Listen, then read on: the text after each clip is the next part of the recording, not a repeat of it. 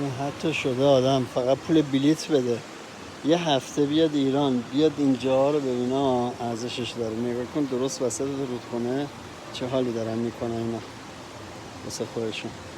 صبحانه و مشتی بهار باش بادش.